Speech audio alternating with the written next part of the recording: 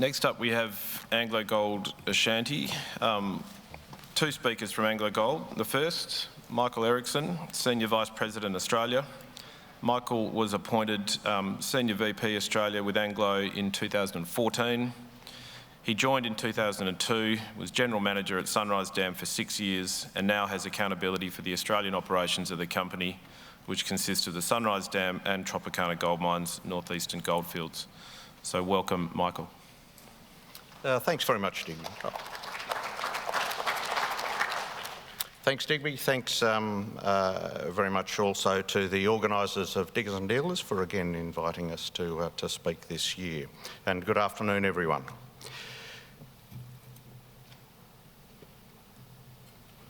Before I begin, though, I should draw your attention to this, this disclaimer. If you'd like to read it in detail, the presentation will be on the AngloGold Ashanti website very soon.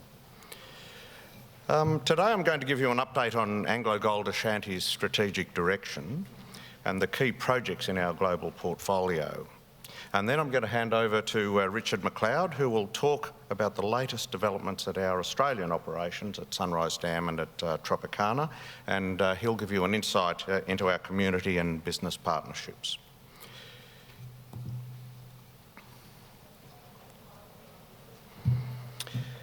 So our overall objectives remain to safely deliver high-quality production through widening margins, extending mine lives and improving the portfolio. Across our global operations, we've managed to navigate the COVID-19 pandemic thus far through a combination of proactive initiatives, quick adaptation where necessary, and of course a supportive gold price. We don't take any of this for granted. We know there are many who are struggling, and we're lending support to our host communities and others to ensure we all come out of this as whole as possible. We're more committed than ever to maintaining discipline, further strengthening our balance sheet, concluding our ongoing sales processes, growing ore reserves and ramping up the Obuasi operation in Ghana to full production.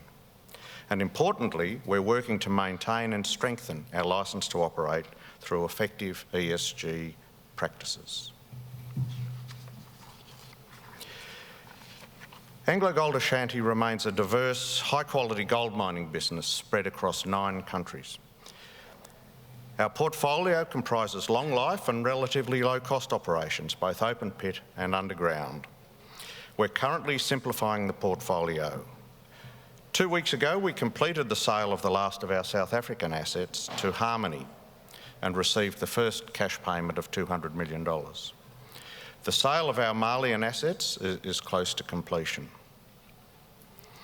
At the same time, we're ramping up production at Obuasi in Ghana, which will produce an average of 400,000 ounces per year at an all-in sustaining cost of $800 an ounce.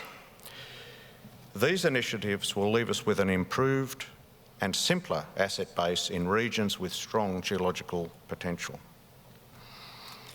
We also have an excellent set of brownfields and greenfields options, each of which will help to further enhance the portfolio. In Colombia, we're advancing feasibility studies at both our Quebradona copper-gold project and the Gramalote joint venture with B2Gold. These studies are both scheduled for completion early next year. With the sale of the South African assets, we've reinstated guidance for this calendar year. The COVID impact on the first half was limited to approximately 3% or 85,000 ounces of total production and $53 an ounce of all-in sustaining costs during the period. So our updated guidance is for production of between 3.03 and 3.1 million ounces at an all-in sustaining cost of between $1,060 and $1,120 an ounce. Now, Australia accounts for approximately 20% of group production and plays an important role in the portfolio due to its premier jurisdiction.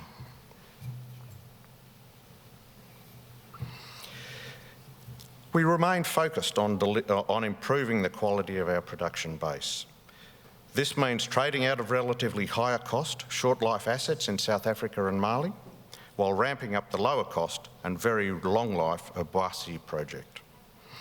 Obuasi is marching steadily towards commercial production, and our targeted investments in ore reserve development and exploration aimed at improving operational flexibility and increasing reserves are making good headway. Our first half results showed that the robust cash flows we are generating are bringing leverage further below our target levels. We've worked hard to balance the capital needs for sustaining new production and bringing in new ounces. In the past 7 years, we've funded 3 new mines: Tropicana, Kibali, and most recently Obuasi. At the same time, we've reduced debt by almost 2/3, reinstated dividend payments, and advanced our project pipeline.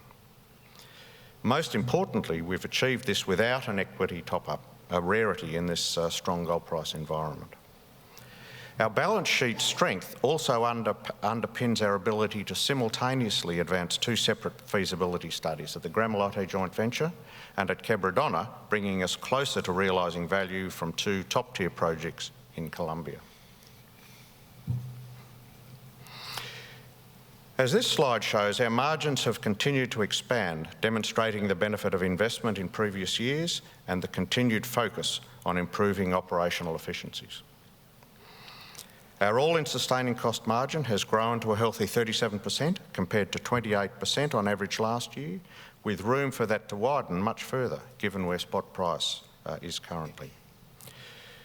AngloGold Ashanti's production is unhedged, giving substantial leverage to the rising gold price and generating very strong cash flows.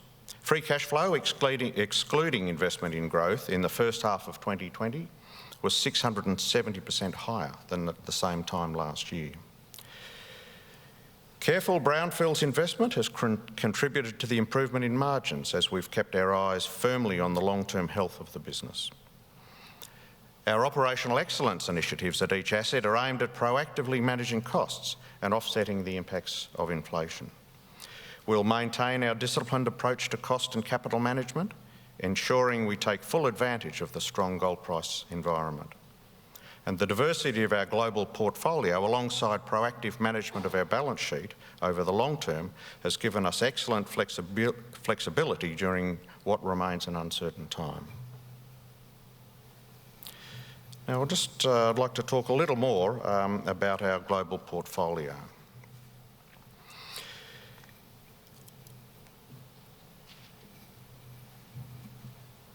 Looking ahead, we recognise that it is imperative to drive continuous improvement across our portfolio.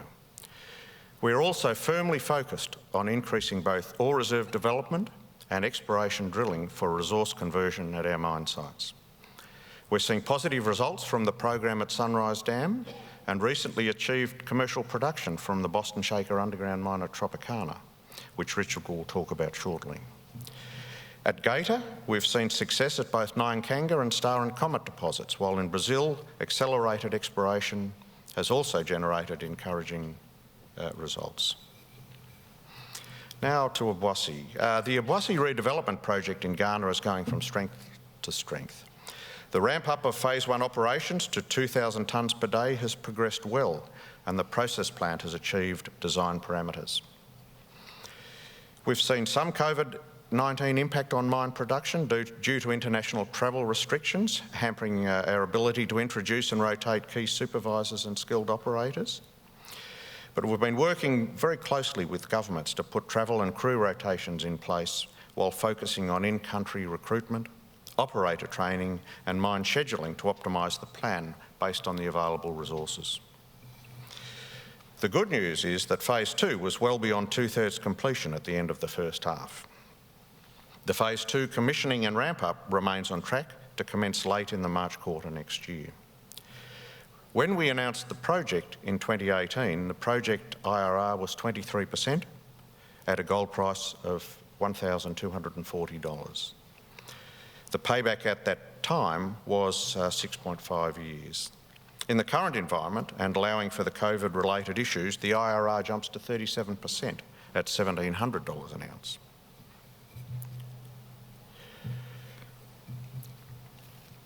Now, moving to our medium to long-term options in Colombia. Optimisation studies at Quebradona continue, while the operations team is continuing with construction readiness and environmental permitting. At Gramalote, optimisation studies are also being conducted. Our partner B2 Gold is undertaking additional exploration work focused on infill drilling of the inferred mineral resource. The mining engineering review, metallurgical work and process plant design all continue to advance well. Both feasibility studies are expected to be completed in the first quarter of calendar 21.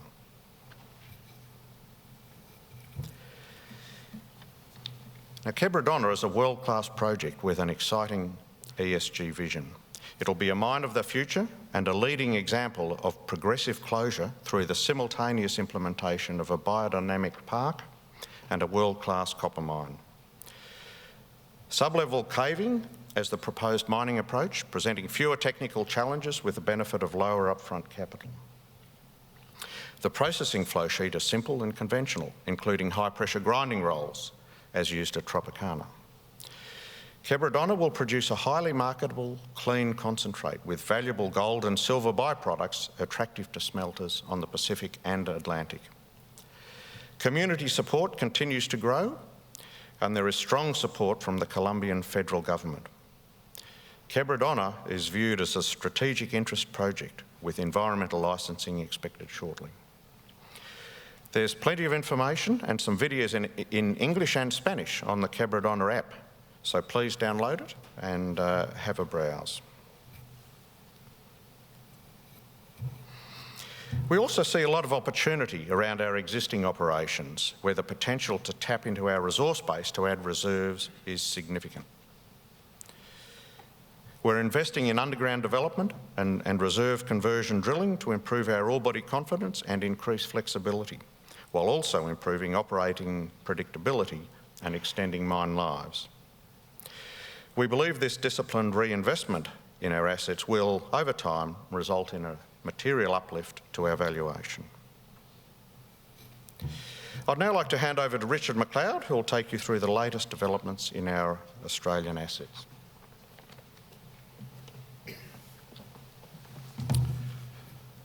Thanks, Mike, and thanks to the Diggers Forum for the opportunity to present our Australian assets here today. Both our Australian mines are both here in the goldfields. Sunrise Dam, obviously near Laverton, Tropicana, about 300 kilometres northwest of Kalgoorlie, which we manage with a 70% interest.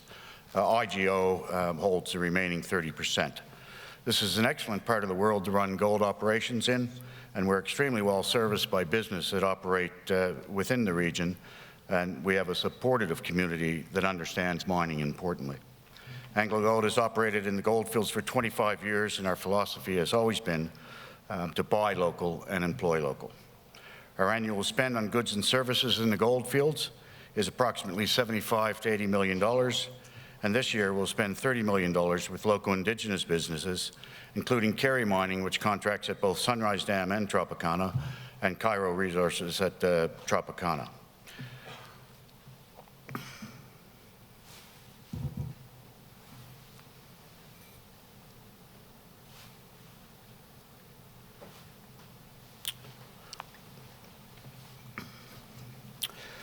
Tropicana has delivered to its promises well and beyond.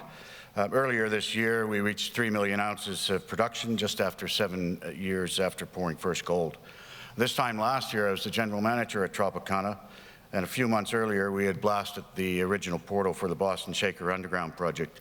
It was with great pleasure that I saw that project come into commercial production on time and on budget earlier this just past month, and importantly, with no recordable safety incidents. McMahon, who is our alliance partner at Tropicana, has done a terrific job setting up the mine safely while hitting all its targets. It's a high-quality underground operation, and it's integrated seamlessly into the AngloGold McMahon alliance culture, which continues to operate very successfully in the open pit. When it reaches full production rates in the second half of the year, Boston Shaker will contribute 100,000 ounces annually to the site's gold production. The underground mine will achieve payback in just over 3 years. The ore body at Boston Shaker continues at depth, and we have set up the mine infrastructure to cater for future growth.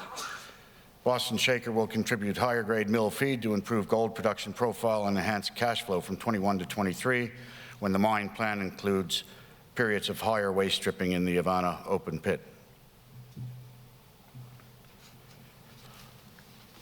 The picture on the screen shows stage one of the next major Havana cutback, which is now underway. The Tropicana, Havana, Havana South, and Boston Shaker open pits have been mined as a series of cutbacks, sequenced and scheduled to maximize value at a mining rate that delivers the best all-round mining unit cost for the scale of the operation. The Mining Alliance this year will mine 13 benches during the calendar year in Boston Shaker pit for an advance of 156 vertical meters. Up until June 2020, ore production in the open pits has exceeded the plant capacity, allowing us to grade stream and treat higher grades preferentially, while lower grade ores obviously were then moved on to the stockpile. Over the course of the second half of last year and the first half of this year, the Tropicana pit and Havana 3 pits were completed, in line with the mine plan. As a result, grade streaming for us has come to an end at Tropicana. The Tropicana processing plant has throughput capacity of about 8.5 million tonnes per annum, and we are utilizing the stockpile ore to supplement mill feed from the Boston Shaker underground mine and the Havana South and Boston Shaker pits. Gold production at 100% in 2020 and 2021 will be between 400 and 450,000 ounces per annum, lifting between 450 and 500,000 ounces per annum 2022 onwards. A significant potential remains to unlock the known extensions of the mineralization beneath the Tropicana and Havana open pits, as well as the extensions at depth to the Boston Shaker underground. The open pits contain a remaining mineral resource of 2.95 million ounces to be mined over the life of the mine. The underground mineral resource outside the open pit mineralization totals 2.85 million ounces. Of this, Boston Shaker accounts for 732,000 ounces. This view of Tropicana ore body looks west, showing the Boston Shaker and Tropicana, Havana, and Havana South pits, which stretch over a strike length of 5.5 kilometers. Development of the underground drill drive from the Boston Shaker decline towards the Tropicana ore body is advanced approximately 500 meters to date, and in fact will start up the first diamond drill rig with ADU supplying the drilling services this week. That drill drive is well positioned to also provide us production access to the Tropicana underground should the drilling be successful. We are continuing to confirm the down dip extensions of the Boston Shaker loads and have a study underway to assess open pit and underground trade-off options for the development of the Havana Deeps and Havana South loads. Exploration work continues on understanding the complex geology north and south of Tropicana, looking for the down dip extension on those ore bodies. A new technology is used as a lever for continuous improvement at Tropicana and at Sunrise, and we drive our cost efficiencies through that. Working with our alliance partner McMahon's, we've successfully trialed and implemented autonomous drilling, working very close with Flanders. This, I believe, to be the first in the gold fields in a hard rock gold mine. This has seen drill penetration rates increase by more than 8%, with a 14% reduction in delay times that normally come from water redrills, or refills rather, and shift changes or suspensions of activities due to blasting or lightning. This project won an AngloGold Zero Harm Award in 2020, which we're quite proud of. Also with McMahon, we've trialed some electric drive trucks through the introduction of the Libra 264, trucks that provide a little better fuel efficiency, coupled with extra load capacity up to 240 tons, which will ultimately lead to cost reductions. Operating efficiencies will be delivered through the surface remote bogging capability of the Mining Alliance, initiated in September.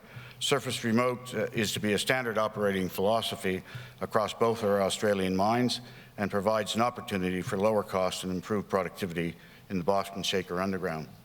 We are leveraging off the learnings and implementations at Sunrise Dam from similar technologies.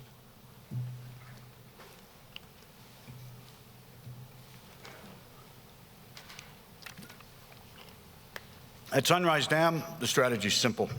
We need to fill the mill with the best possible ore. We're doing this through an exploration program underground to build our ore body knowledge and to grow our ore reserves. Keeping development on track and in the right areas is absolutely key to the success of our strategy, and I have to commend our Mining Alliance contractor over at Sunrise Barminco, who is absolutely committed to the Mining Alliance shared goals. Without this, I don't believe we could execute our strategy in terms of exploration.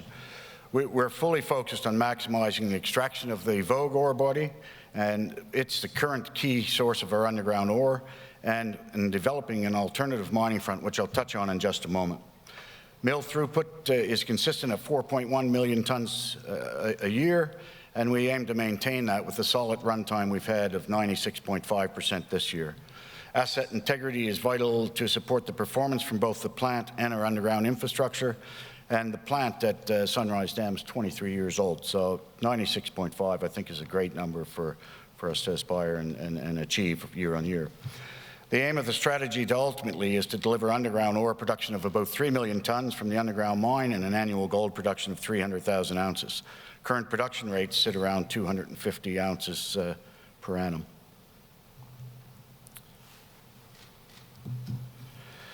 Exploration is a critical part of Sunrise Dam's future, and we have a very significant program underway that will see us spend about $45 million a year over a 3-year period.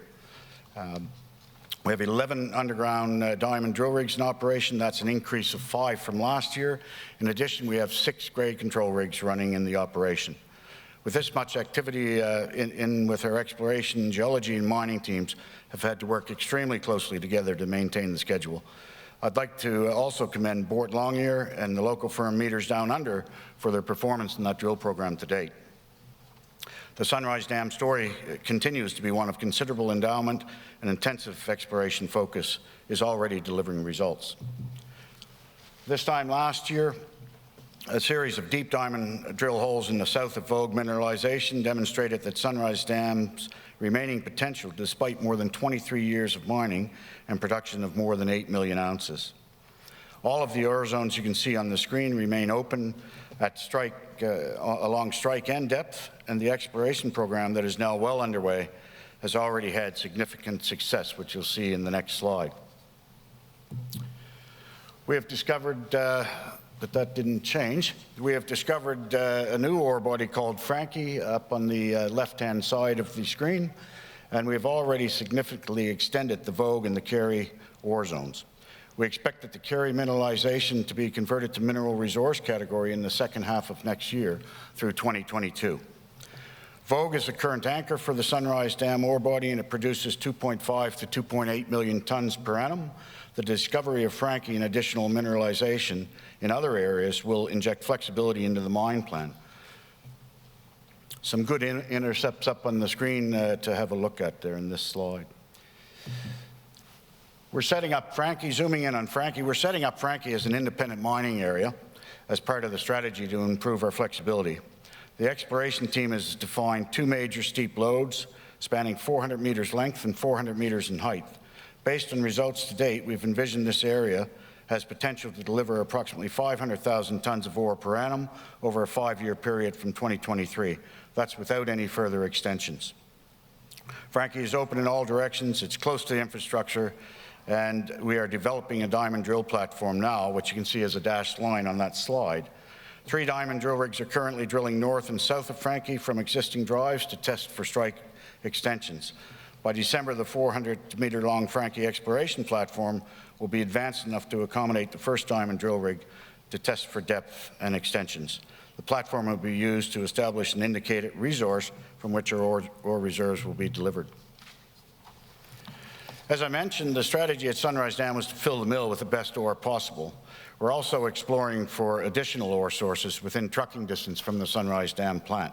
We have significant tenement holdings to the west of Sunrise Dam, some of which are held in the Butcher Well joint venture with Saracen, in which we have a 70%, and some of which are 100% owned by AngloGold Ashanti. This is an extremely prospective area, which hosts several world-class ore bodies. We've had encouragement under the Lake Kerry and Butcher Well tenements, and we're making a return to open pit mining early next year in Golden Delicious, which has just recently been approved. Golden Delicious will supplement our underground mill feed for several years, displacing approximately 1 million tonnes per annum of low-grade stockpile. It's located a short distance from Sunrise Dam plant.